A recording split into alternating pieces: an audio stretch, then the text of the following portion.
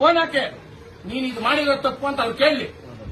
ಯಾರವರು ಮೀಡಿಯಾ ಮುಂದೆ ಕುತ್ಕೊಂಡವ್ರಲ್ಲ, ಮಿಂಡ್ರಿ ನನ್ನ ಮಕ್ಳು ಅಂತ ಹೇಳ್ಬೇಕು ಅವ್ರನ್ನ. ಯಾಕೆ ಹೇಳ್ತೀನಿ ಅಂದ್ರೆ ನಾನು ನಮ್ಮ ಅಪ್ಪನಿಗೆ ಹುಟ್ಟಿರೋದು, ನೀವು ನಿಮ್ಮ ಅಪ್ಪನವ್ರಿಗೆ ಹುಟ್ಟಿದ್ರೆ ಎದುರು ಬಂದ್ರೆ ಕುತ್ಕೊಂಡು ಮಾತಾಡ್ರ. ಏನಾಯ್ತೋ ಸುಳ್ಳು ನ್ಯಾಯ ನೀತಿ ಅನ್ನೋದು ಇಡೀ ಕರ್ನಾಟಕ ಜನಕ್ಕೆ ಗೊತ್ತಾಗ್ಲಿ. ಹೌದಾ? ನಾವೇನೋ ಅನ್ಯಾಯ ಮಾಡಿದ್ರೆ, ಯಾರ್ದನ್ನ ರೂಪಾಯಿ ತಿಂದಿದ್ರೆ, ಯಾರ್ದನ್ನ ಅನ್ಯಾಯ ಮಾಡಿದ್ರೆ, ಹೌದಾ? ಇನ್ನೆಷ್ಟಪ್ಪ ಹೇಳ್ಬೇಕಾ?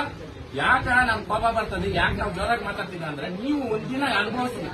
ಎಷ್ಟ್ ದಿನ ಅಪ್ಪ ನೋಡೋದು?